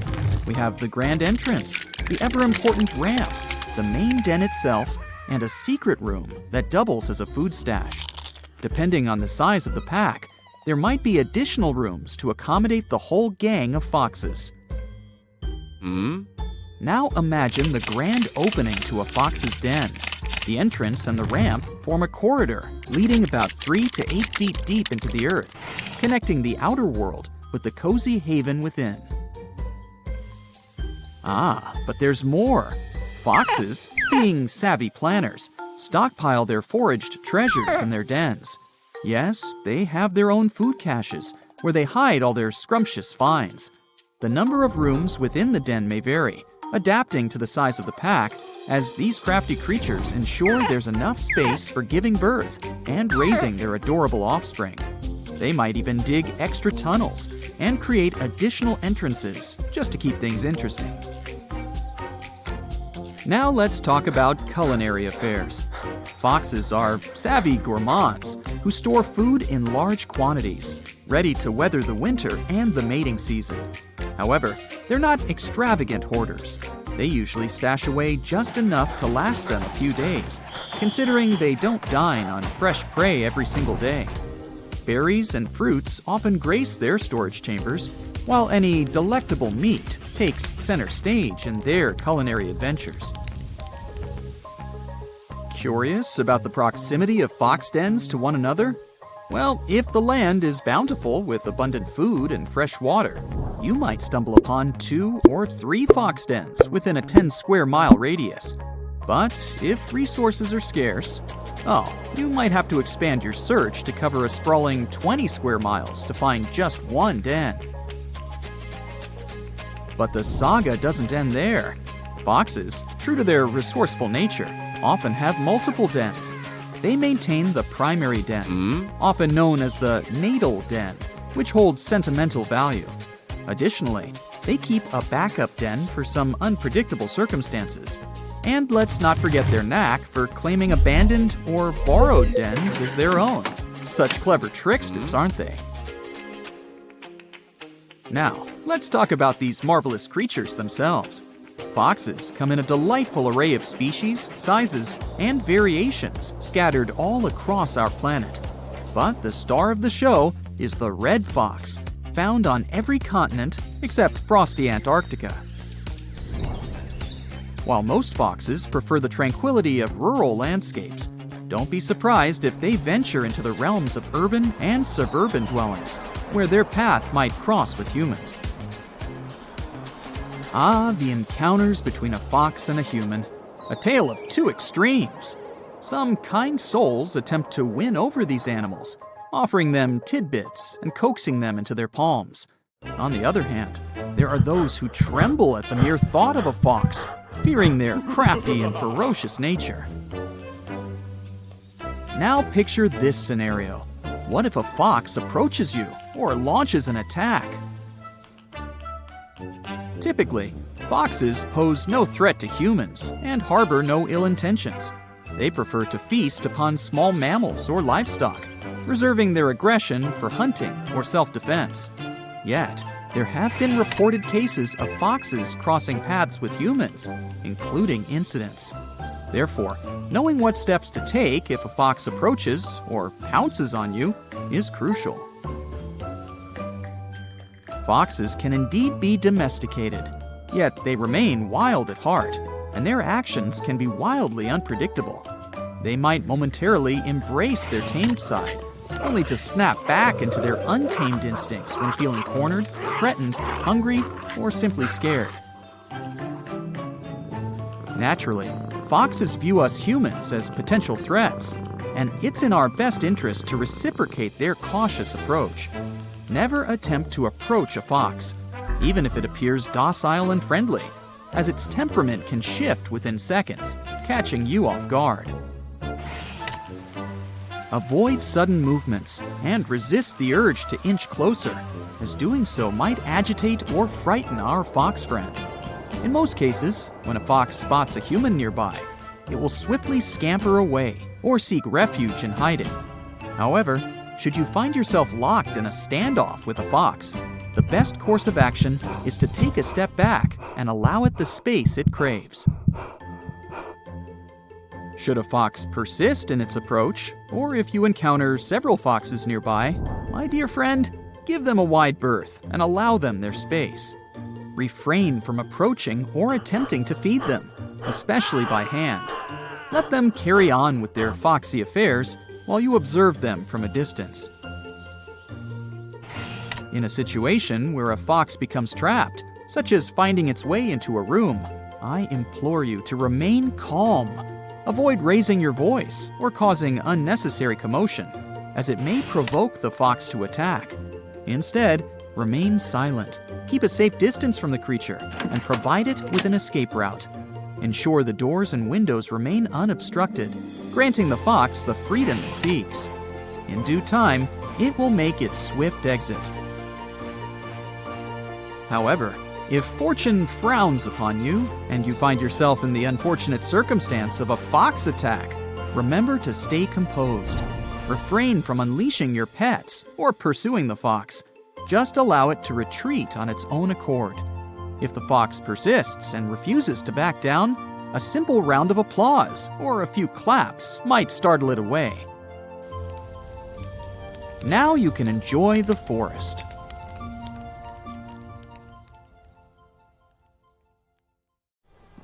Mother Nature is caring, loving, and providing, but sometimes she's also terrifying. These Reddit users have seen her dark and spooky side.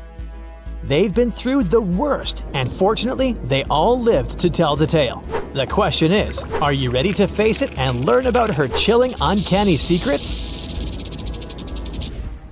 Now, imagine it's a beautiful Sunday, and you decide to do some gardening.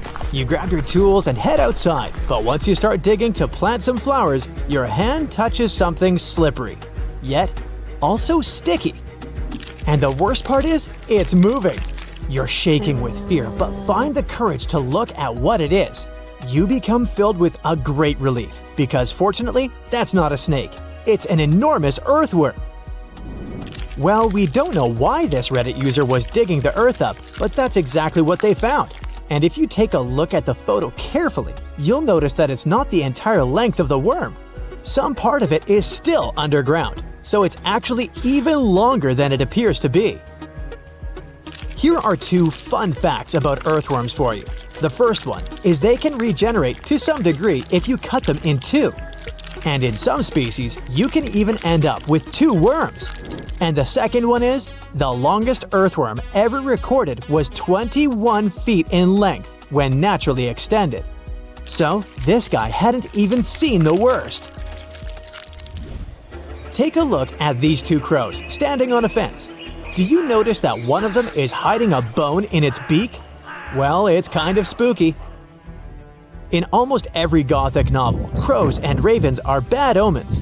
Well, we all know this is just superstition. But it may actually have originated from the fact that crows are extremely intelligent and cunning. They can recognize individual human faces. They can gossip about you to the other crows. They use tools to solve problems, and they can plan for the future. But the most interesting thing is, they can hold grudges against people who are cruel to them, and even pass those to their offspring. The same goes for people who are kind to them as well. Once they love you, they'll be your friend for a lifetime. So, this Reddit user must have done something right to be rewarded by these crows. Now, let's take a look at the photo that the next Reddit user shared. The tiny pearl-like things you see on the kitchen window are no gemstones, they're actually eggs. But of what exactly? That we may never know, but plenty of Reddit users in the comments section say they might be moth eggs, or stink bug eggs. Either way, it seems like the person who posted the photo needs to do some thorough cleaning to get rid of them. If you're having the same kind of problem at your house, here's a tip on how to get rid of moths. Wash and scrub any areas you found larvae or eggs with a vinegar and water solution. If you have stink bugs, add dish soap to that mixture. Okay, this next photo was not originally shared on Reddit, but it's certainly worth mentioning when it comes to how scary nature can be. The photo is captured by a woman driving home in Minnesota.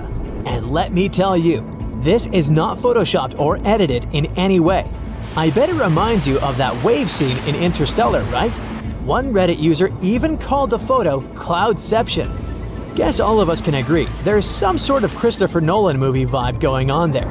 The lady who took it, on the other hand, officially named it Ocean in the Sky. Well, that fits too. One meteorologist said the photo is so rare and unique that there are clouds in it that even she herself had never seen before. So it's no wonder it went viral on social media platforms. Let's be honest, each one of us probably drew a lightning bolt on our forehead and pretended to be Harry Potter at least once in our lives. But the next photo one Reddit user shared might change the way you view lightning bolts. The truck you see there, which belongs to their coworker, got struck by lightning. But as you might have guessed, the damage was done by fire. The user says the truck burned for about 10 minutes at a super high temperature before it was put out by fire extinguishers. So, it was not instant damage. To all the comic book fans out there, this is your reminder to not attempt any lightning bolt experiments to become the Flash. This wind turbine looks so sad it's almost heartbreaking to look at, right? Well, the story behind it is upsetting indeed, but in a scary way. The Texan Reddit user who posted this photo explains that the wind turbine was hit by a tornado. But these comments might cheer you up and get your mind off of how frightening tornadoes can be. One Reddit user says the wind turbine looks like its mom told it can't go to the thing. Another one suggests that the tornado took things personally and got revenge on the wind turbine for thinking it can harness the power of the wind. And one other describes the wind turbine to look like a giant robot palm tree. What's worth mentioning here is that it's a good thing the blades of the turbine didn't snap off, because if they had, the consequences would have been much more destructive. This next one might be the weirdest yet. Those toes don't belong to a forest gnome or any other fantastical creature, even though this photo sure looks like it's out of a fairy tale. And I know you're thinking about it, so let me just clarify that it's not a zombie trying to crawl its way out of the ground either. These are actually a type of fungus that is commonly known as dead man's fingers. They can generally be found in forests or any other woodland area, usually growing from the bases of rotting or injured tree stumps and decaying wood. They're fairly common in the UK, Ireland, mainland Europe, and parts of North America. The funny thing about them is the fingers vary in appearance at different stages of their life cycle, so in that manner, it's like a real human being whose body changes as they grow older. You can probably tell by the way it looks that it's very dangerous to eat one. They're very poisonous, so good thing the Reddit user who posted this photo didn't try to get a taste of it. Even Ant-Man couldn't handle this wasp. This Reddit user woke up one day only to find one monstrous wasp in their basement. Look at that giant stinger it has! It almost seems like no beekeeping clothing would protect you from it. This species of wasp is called cicada hawks, which is due to the fact that they hunt cicadas and provision their nests with them. They can be found in the eastern and Midwest US, as well as in southern parts of Mexico and Central America. Female cicada hawks use their stings to paralyze their prey rather than to defend their nests. Unlike most other wasps and bees, they do not sting unless they're handled roughly. On the other hand, male cicada hawks only fight with other insects and cannot sting. And in case you're wondering, they're generally not aggressive towards humans and usually fly away when swatted at. Phew! The last Reddit user we have for you today used to keep their duck eggs in the pantry. One day, they went and checked the place after hearing a lot of noise coming from there. And what they found was 2 snakes wrapped around the eggs. Well, at least the ones that the snakes didn't eat yet. But the crazy thing is, when the Reddit user got rid of them both and came back, they found another one in there. And this time, there weren't any eggs left. If only they could speak parcel tongue, things would be so much easier. Hobbits might actually exist in real life, but these tiny people don't live in cozy, round homes built into hills like in The Lord of the Rings. They're probably on an isolated island in Indonesia, climbing mountains and hiding in dense forests. Hold up, are they even human? Well, the place we're talking about is the island of Flores, a paradise-like spot in the Indian Ocean. Today, it's famous for being home to the Komodo dragon, the largest lizard in the world. But in the past, it was also home to a very small human species, known as Homo floresiensis. In 2003, experts excavated a cave called Leong Bois and found over 100 fossils of this species. This discovery was huge because it completely challenged our understanding of human history. I mean, previously, most experts thought that Homo sapiens, aka our species, were the only ones that had managed to travel beyond the Southeast Asian mainland towards New Guinea and Australia. But if that's true, how did these ancestors get to Flores Island? Before you answer by boat, let me just say that it's very unlikely that an ancient human species could have created vessels strong and big enough to cross the ocean. Maybe they swam there or even teleported. Jokes aside, the truth is we still don't know exactly how or when Homo floresiensis ended up over there. A recent study suggests they might have descended from Homo erectus, one of the first human-like species we know of. According to this theory, they probably traveled 450 miles east from an island called Java and made it to Flores about 1 million years ago. Once living isolated in Flores, their bodies shrank over the years and they ended up becoming really short. But that's just one theory, and there isn't much solid evidence to back it up yet. What we can say for sure is that they were really short compared to modern humans. At first, we thought they'd be about 3 feet 6 inches tall. But that changed in 2016 when experts found new fossils, including a tiny arm bone and some teeth that showed they were even smaller, about 2.4 inches shorter to be exact. These hobbits also had a very small skull and a tiny brain, about 1/3 the size of ours. They had wide hips and shoulders, short legs, and big, flat feet. Overall, their bones were so small that at first, experts thought they might belong to kids. But nope. Since they had wisdom teeth, it was clear they were definitely dealing with adult skeletons. Very small adults, though. Because of their tiny and curious appearance, the media started calling this ancient species the real-life Hobbit, just like the characters created by J.R.R. Tolkien. You know, Lord of the Rings. Frodo Baggins? Anyway, why were they so small? There are 2 main theories. The first one, they weren't a different species at all. Some experts believe they could actually be Homo sapiens, just like you and me, but with a condition that causes the brain to develop smaller, kinda like microcephaly. However, many specialists rejected this idea because the anatomy of people with these kinds of growth conditions today doesn't really match what we see in the little people from Flores. Moving on. The second theory is something people call island dwarfism. Basically, When large animals live on isolated islands, they tend to get smaller because the food supply is limited. For example, there's this dwarf elephant that lived in Sicily and Malta a long time ago, and it only measured about 3 feet tall. Meanwhile, its relative on the European mainland was about 13 feet tall. With a pocket-sized body, these animals need less food, which means they have a better chance of surviving on an island. Another factor that leads to this type of dwarfism is that these animals don't have to worry about defending themselves from large predators. I mean, if you're on an isolated island with no lions or tigers around, there is really no need to be huge. So this could be what happened to the Hobbit people. Studies show they lived in Indonesia at least 100,000 to about 50,000 years ago. But after surviving for so long, these short people mysteriously disappeared. It's possible that they vanished after 8 massive volcanic eruptions hit that region.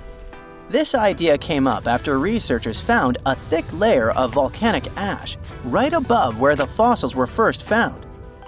Even with this evidence, no one can say for sure if the eruptions were the reason for their disappearance. And recently, an anthropologist questioned this theory by saying they might still be alive today. Wait, what? It sounds crazy, but he actually talked to dozens of local people who believe they've seen a tiny hobbit-like man in the flesh on the remote island of Flores. In fact, mysterious stories about sightings have been told long before the remains of Homo floresiensis were even discovered. So it's not like they made up these stories after hearing about the fossils. At least 30 people living there claim they've seen, with their own eyes, a creature that is halfway between an ape and a human.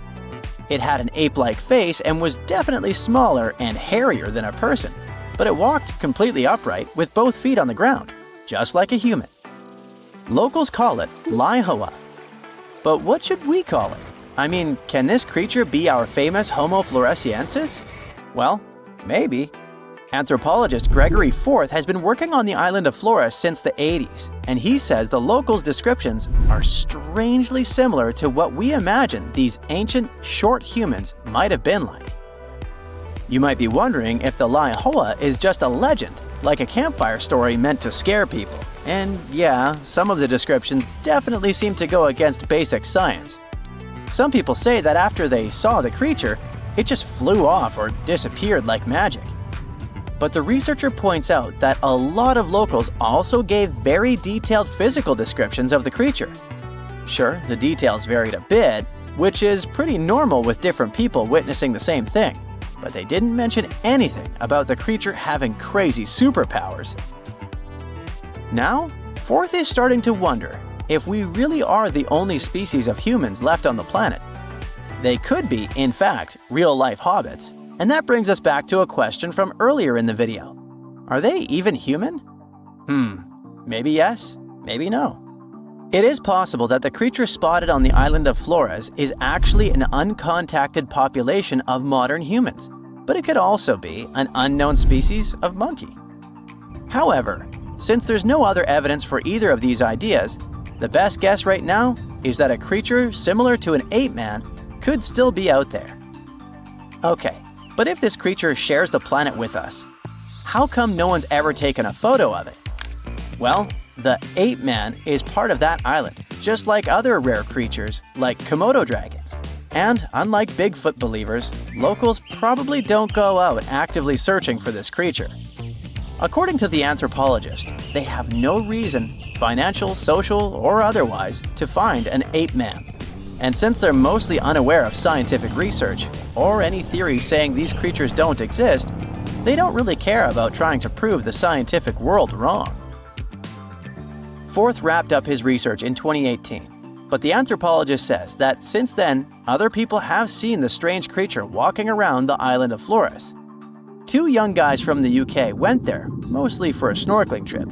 But at some point, they hiked up a mountain and saw something that really looked like the ape man. So, who knows? Maybe you'll also get a chance to see the real Hobbit when you visit Indonesia.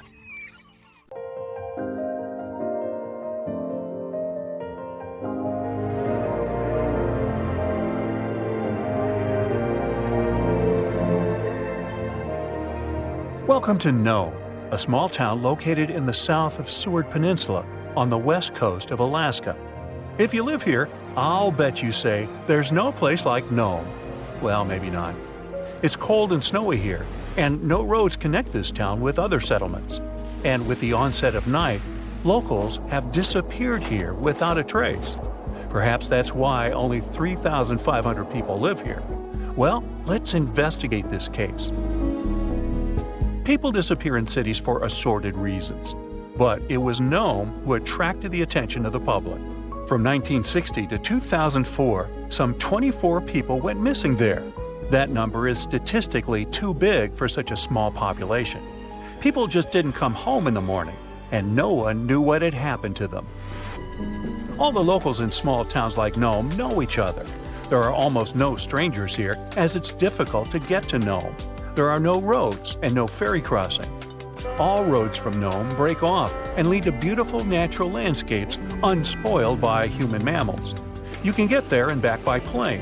And this is not some passenger jet, but a small biplane. Another way to get there is by snowmobile.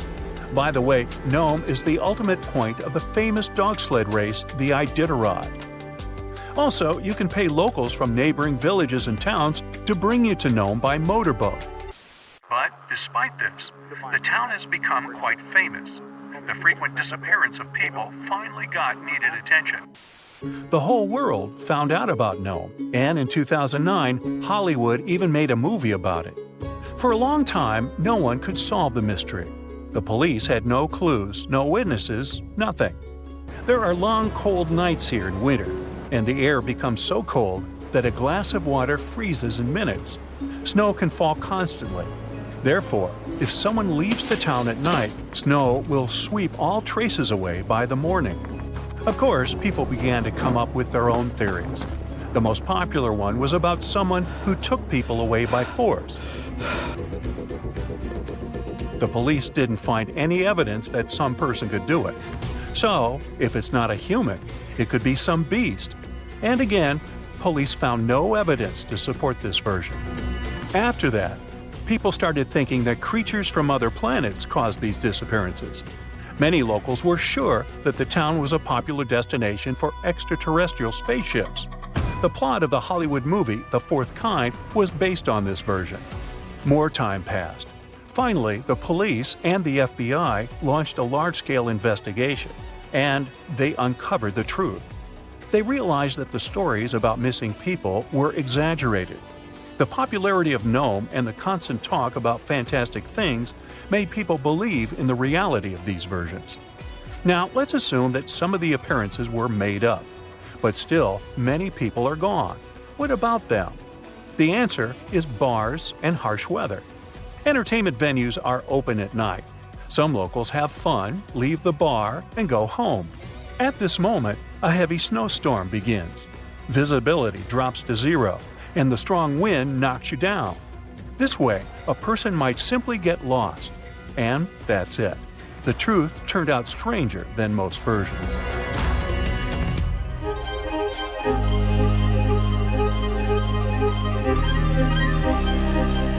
The Bermuda Triangle is a big area in the Atlantic Ocean, so the disappearance of ships and planes there seems not so surprising.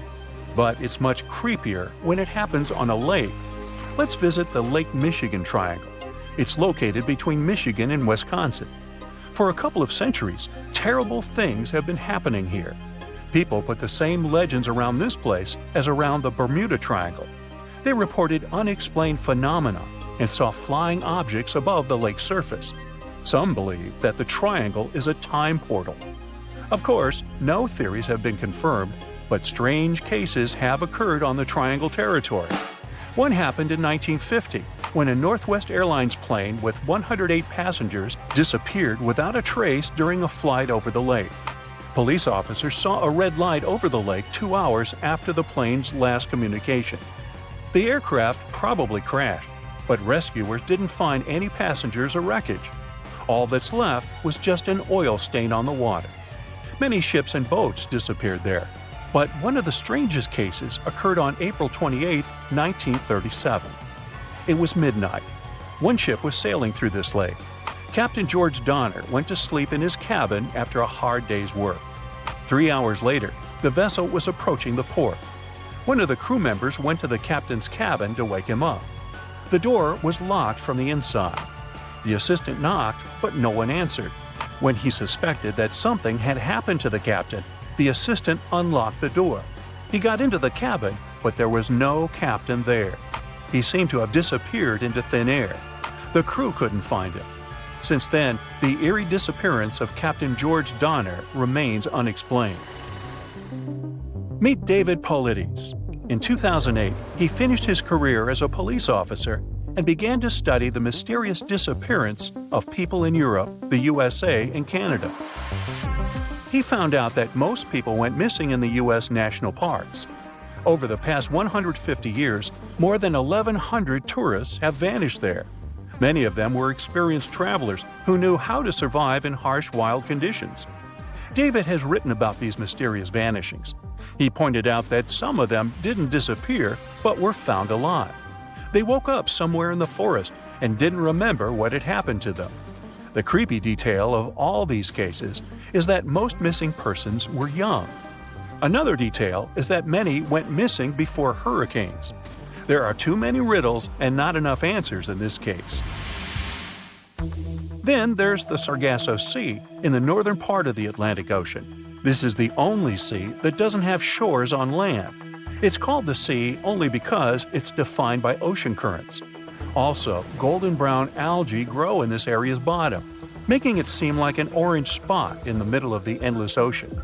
The Sargasso Sea became famous because, in the 19th century, one of the most famous phantom ships in history sailed here. In 1872, a brigantine sailed through the Sargasso Sea. Its captain spotted another ship a few miles away. He lit a signal fire, but received no response. Then the captain decided to sail closer to find out what had happened. On the hull of the mysterious ship was the name Mary Celeste. The captain of the brigantine and several crew members went on board. They walked around the deck and looked into the cabins and the hold. Everything was in place, but there were no people. The cargo and barrels remained untouched, so pirates didn't attack the vessel. The only damaged thing on the ship were the sails. They were torn to shreds. All documents except the logbook were missing from the navigator's cabin. The last logbook entry was added on November 24, 1872. The crew of the ship was never found, and this was one of many cases. In the 20th century, from the 60s to the 80s, there were many reports of empty boats and yachts floating on the sea. Also, some entire ships disappeared without a trace. All these cases still remain a mystery. According to one version, the four-sided current forms water funnels. Whirlpools can quickly pull a ship into the depths of the sea. This explains the disappearance of boats. But what about cases when the vessel is still on the water without a crew? Sometimes these whirlpools can create wind vortices. They're like little tornadoes. What if these whirlwinds are powerful enough to throw people overboard and tear the sails? Yeah, the theory seems too fantastic. So, what do you think happened? Welcome to the Hall of Monsters. I see you are wearing your protective gear. That's good because during your visit here, your safety is not guaranteed. So, every step you take, beware, for the monsters you'll see ahead are the scariest ones from Japanese folktales. If they don't haunt you during your visit, they sure will haunt your dreams. And let me tell you, no anime you have watched could have prepared you for this. I already see doubt and fear in your eyes. So let's begin our tour before you lose that little flicker of courage left within you. There's no better monster to greet you than the Naparabo. You might not notice it, but it is happy to have new victims. I mean visitors. Naparabo looks like an ordinary human being in almost every way. That is why it can blend in seamlessly with human society. But things will quickly get uncanny once you meet face to face with it. You see, it has no face at all. Its head is like a blank orb. But here's the thing. Naparabo is quite harmless. It only frightens people. That's it. In legends and stories, it usually does that by impersonating someone familiar to its potential victims. And once it has their attention, it causes its features to disappear, almost as if erasing a pencil drawing. What is left is a blank, smooth sheet of skin with no eyes, nose, or mouth. So, as you might have imagined, its true identity and what it really looks like is unknown. One of the stories in which Naparabo appears is about a lazy fisherman. Despite his wife's warnings, he goes fishing from a sacred imperial koi pond. On his way there, he meets another fisherman who also warns him not to go there. Still, he ignores him. Once he arrives at the pond, a beautiful young woman begs him not to fish there. But he doesn't listen to her either. That is when she wipes off her face. When the fisherman runs home to hide with fear, his wife confronts him and criticizes him for his wrongdoing. Plot twist, only to wipe her face as well. Speaking of fish and ponds, let's move on to Kappa. Don't fall for their rather funny and mascot-like appearance. Kappa is a dangerous monster you wouldn't want to cross paths with. These creatures, which are often depicted as humanoid turtles, live in and around water bodies such as lakes, ponds, or rivers. Kappas are generally the size of a human child, yet they are physically stronger than a grown man. Their skin color can vary from different shades of green to bright red and even blue. In addition, they can either be slimy or covered in scales.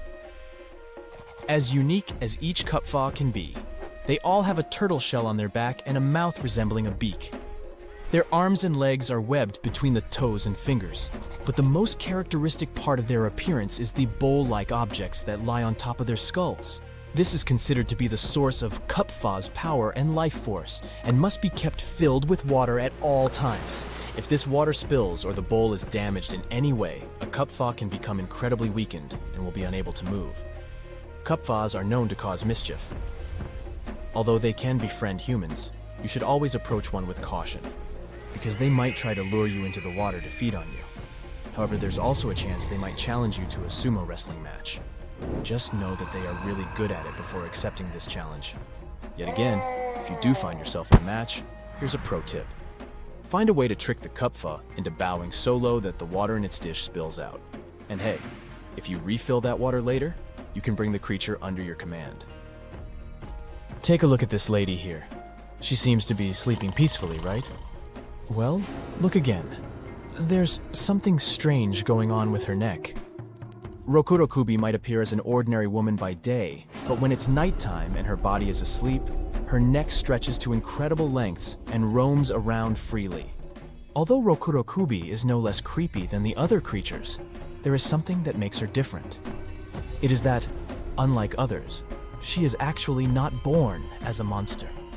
She used to be a human being just like us, but she was transformed by a curse resulting from some evil action or misdeed. But the story gets sadder, because the mentioned misdeed doesn't necessarily have to be her own doing. In many cases, it is either Rokurokubi's husband or father who actually committed evil actions. But she's the one paying the price because the curse only affects women. If you think Rokurokubi cannot be that harmful or scary with that heartbreaking backstory, then you're right. Her head might attack small animals sometimes, or she might cause mischief by scaring nearby people. But that's mostly it. What she loves to do in her night travels, however, is to lick up lamp oil with her long tongue. Well, who are we to judge someone's favorite food? Nukakubi is Rokurokubi's much scarier sister. She is like an advanced version of her, sort of like an upgraded Pokemon.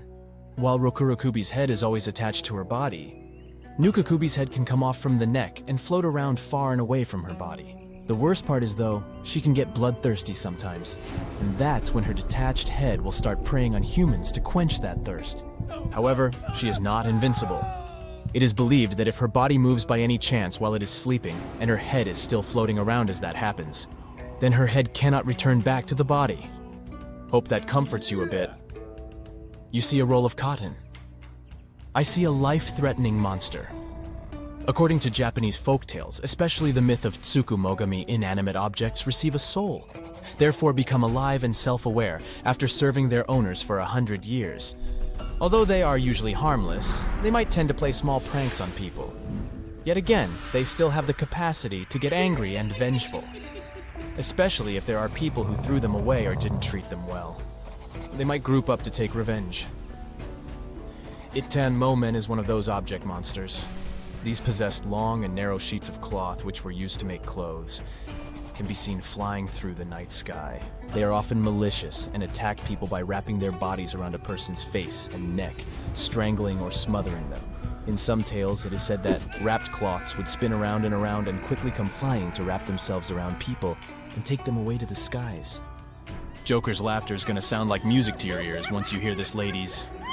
Waruhion is a female-looking monster that lives in the mountains, but despite her non-threatening appearance, meeting one will actually put you in a really dangerous position.